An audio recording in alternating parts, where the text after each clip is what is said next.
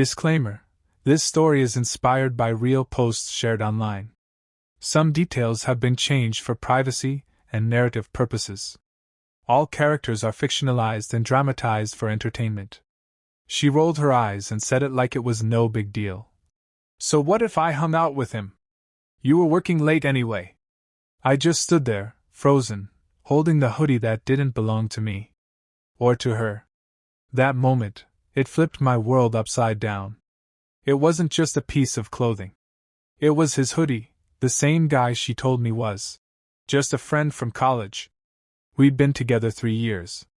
I worked double shifts, pulled late nights, and skipped weekends off, all to build something real for us, a future, a home. And now, all of it came crashing down because she got bored while I was trying to make sure we had something better than just scraping by. I asked her one simple question. Why is his hoodie in your closet?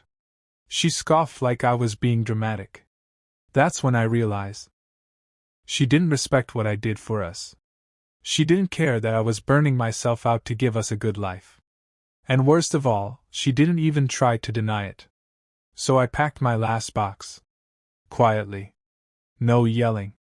No begging for answers. I just handed her the apartment lease, now in her name, and walked out. No fight. No closure. Just silence. But here's the thing, what she didn't know was what came next. Because when someone betrays your trust like that, the real story doesn't end at the breakup. That's just where it starts. And trust me, what happened after I left? She never saw it coming. I didn't sleep much the night I left. My phone stayed on silent, face down on the kitchen counter of my friend's spare apartment where I was crashing for the week. I kept waiting for her to call, to explain something, anything. But there was nothing. No text. No missed call. Just dead silence, like I'd vanished from her world without a trace. I kept thinking back to all the little things I'd ignored. The late replies. The way she suddenly started putting a lock on her phone. The random nights she'd grab drinks with coworkers, but come back smelling like a different cologne. I guess part of me always knew. But when you love someone, you give them the benefit of the doubt, until it slaps you in the face in the form of someone else's hoodie hanging in your shared closet. What hit the hardest wasn't the cheating itself, it was how casually she acted about it. Like I was just some guy paying rent while she played house with someone else. No guilt. No shame. Just that look in her eyes like I was the problem for even asking. I kept asking myself, who was this guy? Was it someone I knew? Someone who'd been around the whole time? The thought made my skin crawl. I started replaying every moment. Every weekend I worked overtime while she had self-care days. And the worst part? I had no proof. Just a hoodie and a gut feeling that wouldn't go away. But I wasn't about to sit back and let her rewrite the story. If she thought I was just going to disappear quietly, she was dead wrong. A few days passed, and I still hadn't heard a word from her. No apology. No explanation. Nothing. It was like she was waiting for me to come crawling back. But I was done playing that role. Still, I couldn't lie. I wanted answers.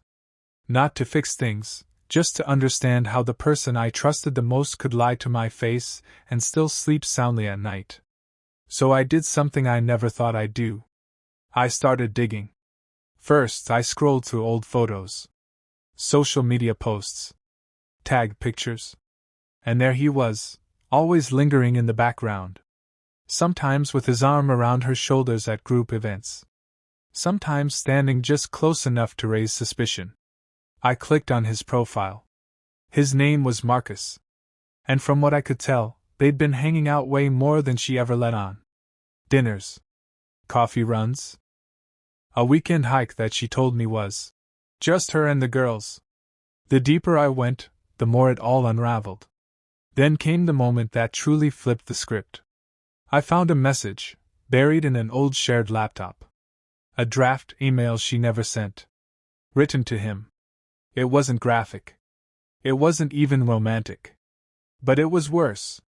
She wrote, "He'll never find out. He's too busy chasing a future that doesn't include me anymore." That line hit me like a truck. All those late nights, the sacrifices, the stress, I did it all for her. For us.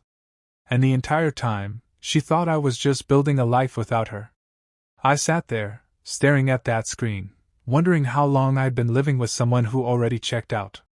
But this wasn't just about heartbreak anymore. After reading that draft email, something inside me shifted. I wasn't just hurt anymore, I was alert. Focused. I wanted to see just how deep this betrayal went. So I made a quiet plan. No yelling, no dramatic confrontations. Just quiet, calculated steps. I started showing up less online. No stories, no posts. I wanted her to think I had disappeared from the picture completely. And just like I expected, the moment she felt unseen, she got careless. 3 days later, I got a text from a mutual friend, someone who didn't even know we had split. "Hey man, saw your girl at that rooftop bar last night. Didn't know you were back in town." I asked who she was with. He said, "Some tall guy, curly hair. Looked kinda close. You two good?" It was Marcus. I knew it even before I asked for a picture. There she was, laughing, leaning in close, wearing my hoodie. The same one she claimed she didn't like wearing. That was my final confirmation. I didn't respond. Not to him, not to her. But I started making a list: bank accounts, streaming services, furniture I bought, receipts, every document that had both our names on it. I wanted her to feel the weight of what she casually threw away. She didn't just cheat, she disrespected every part of the life we were building. Then came the final trigger. I went back to grab the last few things I'd left behind. She wasn't home. But his shoes were by the door. And on the kitchen counter? A wine glass. 2, actually. That's when I knew the confrontation was coming.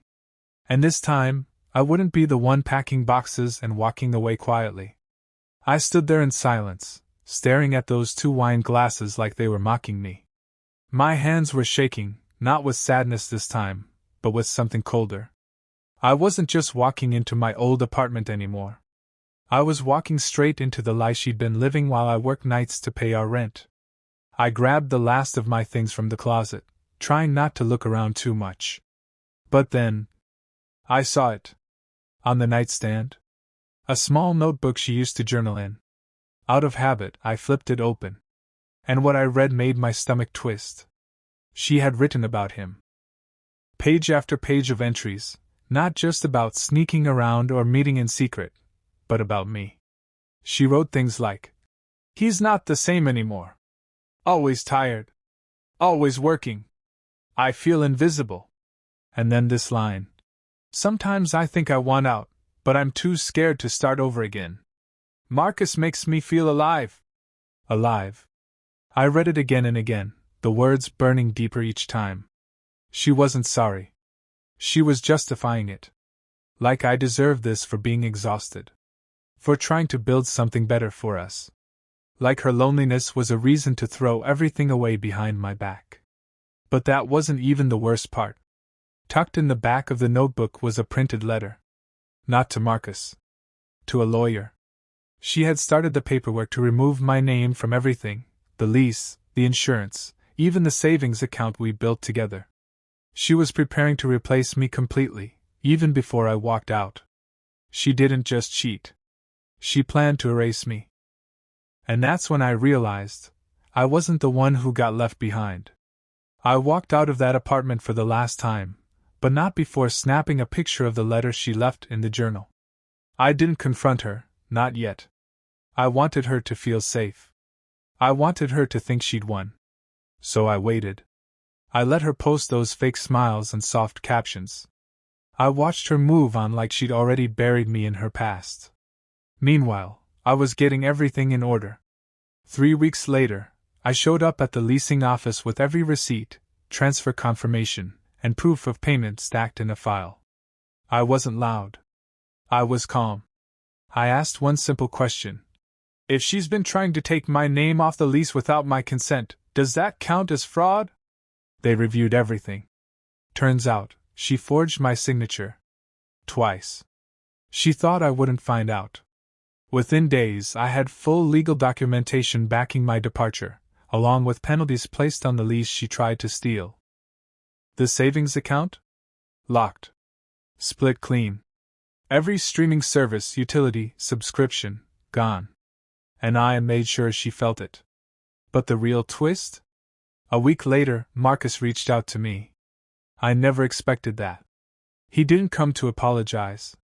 He came to warn me. She told me you cheated first, he said. Said you were violent. Said you abandoned her. I didn't even respond. He looked tired. Confused. Like he finally realized the woman he thought he won had been rewriting every part of the story. I simply said, "Good luck, man."